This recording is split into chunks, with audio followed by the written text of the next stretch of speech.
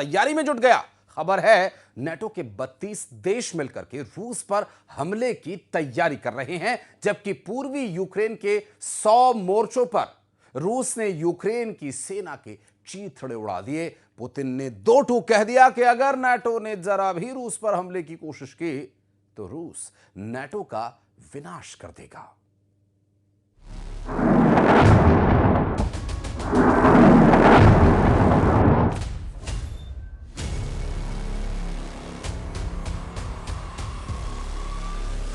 Kyiv का बदला लेगा नेटो, रूस से सीधी जंग शुरू।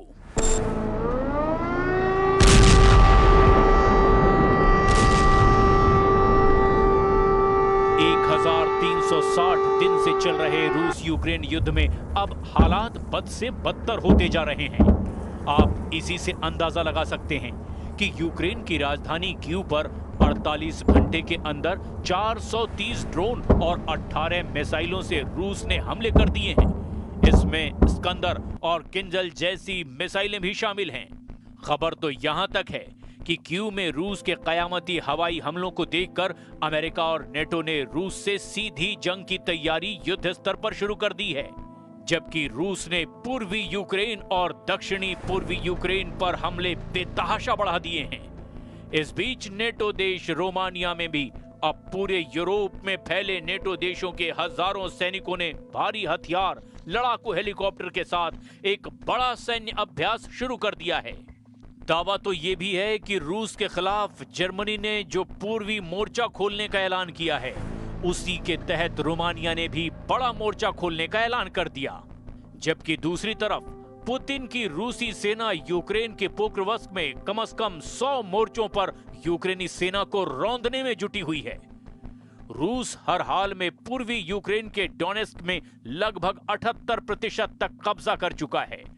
हम शुरुआत करते हैं कीव की तबाही से लेकर नेटो की उस तैयारी से जो रूस यूक्रेन युद्ध को तीसरे विश्व युद्ध में पूरी तरह से बदलने जा रही है। कीव पर कयामती हमला, 430 ड्रोन, 18 मिसाइलों से विनाश। यूक्रेन की राजधानी कीव पर पिछले 48 घंटों से इसी तरह के खूनी हमले रूसी सेना कर रही है। रूसी ड्रोन और मिसाइलों ने कीव के अंडर आने वाले 10 जिलों पर कम से कम 430 ड्रोन और 18 मिसाइलों से हमला किया है। खबर तो यहां तक है कि रूस हर हाल में कीव को तबाह कर देना चाहता है ताकि ज़ेलेंस्की के जंगी जुनून को खत्म किया जा सके। यही वजह है कि रूसी हमलों ने अब कीव में कम से कम 10 से ज्यादा लोगों की जान ले ली है, जबकि 35 से ज्यादा यूक्रेनी नागरिक कीव इलाके में मारे जा चुके हैं।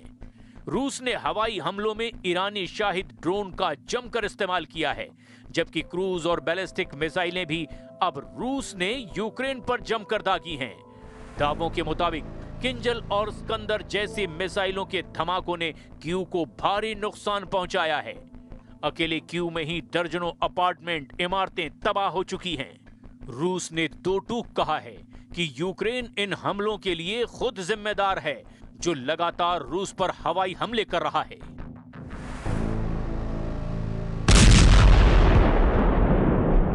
रोमानिया में नेटो सेना तैयार, रूस से सीधी जंग शुरू।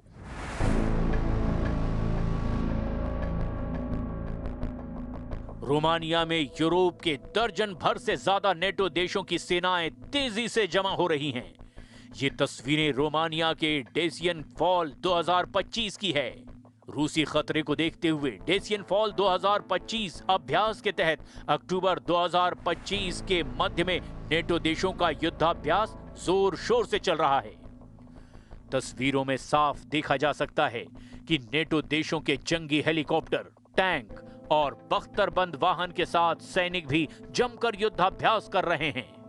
डेसियन फॉल 2025 के तहत नेटो के अभ्यास में यूरोप भर के सैनिक हिस्सा ले रहे हैं।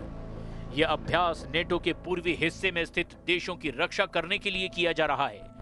इसका मकसद हमले की स्थिति में रोमानिया और बुल्गारिया में सैनिकों को तेजी से भेजने का अभ्यास करना है।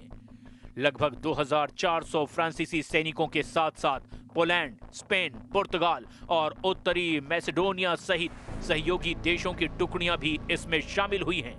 रोमानिया की सीमा यूक्रेन से लगती है, जो 2022 से बड़े पैमाने पर रूसी आक्रमण से जूझ रहा है। 5 प्रमुख यूरोपीय नेटो देश जर्मनी, फ्रांस, इटली, पोलैंड और यूके ने रूसी ड्रोन और दूसरे हाइब्रिड खतरों से निपटने के लिए जोर शोर से तैयारियां शुरू कर दी है। Этих контактов больше не было. Между главами внешнеполитических служб наших стран достигнуто понимание необходимости регулярного общения. Оно важно для обсуждения украинского вопроса и для продвижения двусторонней повестки дня. Эти контакты будут продолжены. Они будут продолжены тогда, когда в этом появится необходимость. И при этом мы подтверждаем, и об этом также министр иностранных дел России Сергей Лавров. नेटो पर होगा रूसी हमला, जर्मनी के जनरल का खुलासा। पूर्वी यूक्रेन का डॉनबॉस इलाका रूसी सेना रौंद रही है। अमेरिका, नेटो, यूरोप के हथियार और कमांडरों के दांव पेचों को पुतिन की रूसी सेना पूरी तरह से फेल कर चुकी है। हालात ये हैं कि डॉनबॉस के डोनेस्क और लुहांस्क में इस वक्त रूसी सेना पूर्वी मोर्चा जीतने में जुटी हुई है। डोनेस्क के पोक्रोवस्क में 21 महीने से रूसी सेना कब्जा करने में जुटी है। आज यूक्रेन के पोक्रोवस्क में ज़ेलेंस्की के साथ साथ राष्ट्रपति ट्रंप, नेटो चीफ मार्क रूटे समेत 32 देशों के राष्ट्र प्रमुखों की भी साख पर ऐसा बट्टा लग रहा है कि पूरा नेटो बिलबिलाने लगा है। यकीन करना मुश्किल है, लेकिन रूस ने पूर्वी यूक्रेन के सबसे मजबूत गढ़ में से एक पोक्रोवस्क में यूक्रेन और नेटो को धूल चटा दी है। और यही वजह है कि अब नेटो देश जर्मनी के एक top commander lieutenant general Alexander Solfrank ने दावा किया कि पुतिन के रूस के तेवर बेहद खतरनाक हैं। जर्मनी के लेफ्टिनेंट जनरल अलेक्जेंडर सोलफ्रैंक ने खुफिया रिपोर्ट के आधार पर दावा किया कि रूस कल तक नेटो पर हमला करने में सक्षम होगा। रूस किसी भी समय नेटो क्षेत्र पर सीमित रूप से हमला कर सकता है।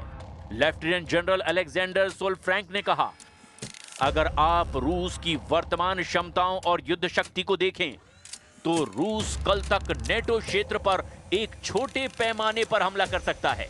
जनरल सोलफ्रैंक जर्मनी की संयुक्त अभियान कमान के प्रमुख हैं और रक्षा योजना की देखरेख करते हैं, जिन्होंने खुफिया रिपोर्ट के हिसाब से यह दावा किया कि रूस 2029 तक 32 सदस्यों वाले नेटो पर बड़े पैमाने पर हमला कर सकता है। सोलफ्रैंक ने कहा कि रूस की वायुसेना अभी भी मजबूत है और उसके परमाणु और मिसाइल बलों पर कोई असर नहीं पड़ा है। लेफ्टिनेंट जनरल अलेक्जेंडर सोलफ्रैंक ने आगे कहा कि रूसी काला सागर बेड़े को काफी नुकसान हुआ है, लेकिन दूसरे रूसी बेड़े कम नहीं हुए हैं।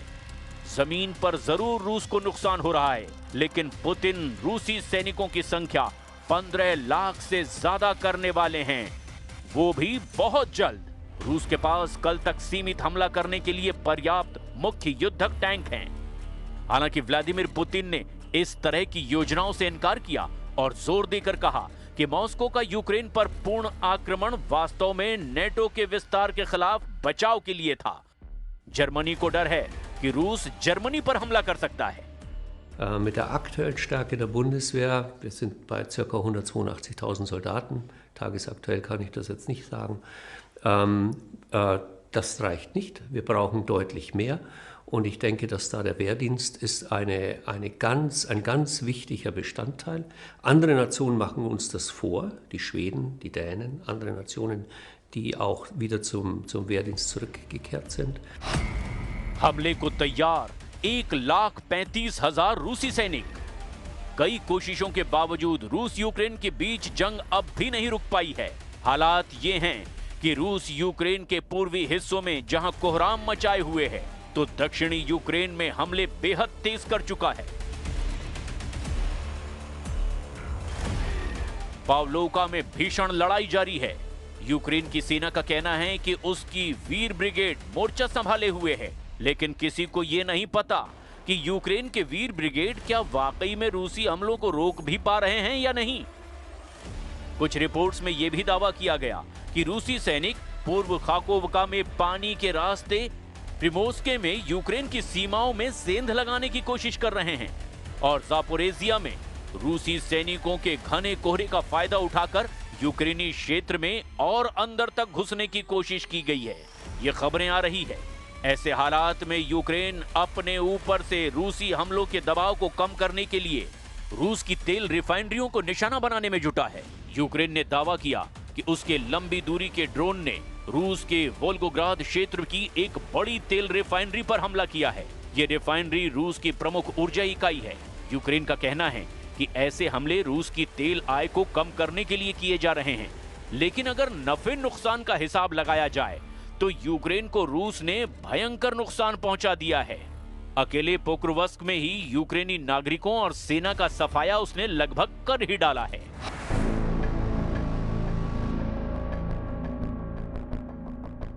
पोक्रोवस्क से भागे 60,000 यूक्रेनी, आबादी रह गई 1,500।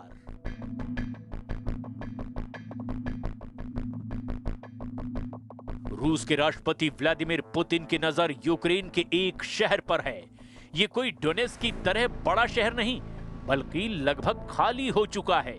इस शहर का नाम है पोक्रोवस्क, जहां करीब 60,000 लोग रहते थे। लगातार बमबारी और 3 साल से जारी जंग के चलते यहां की आबादी 1,500 से भी नीचे आ गई है। यानी पोक्रोवस्क में अब लगभग कोई आम नागरिक नहीं बचा। इमारतें खंडहर हो चुकी हैं, सड़कें गड्ढों में तब्दील हो चुके हैं और विश्वविद्यालय तक बमबारी में तबाह हो चुके हैं। लेकिन रूस ने इस छोटे से शहर पर कब्जे के लिए करीब 1 लाख सैनिक तैनात कर दिए हैं। अब ऐसे हालात में देखना यह होगा कि रूस यूक्रेन पर इस तरह के कयामती हमले कब तक करता है और क्या अब यूक्रेन को बचाने के लिए नेटो सामने आएगा।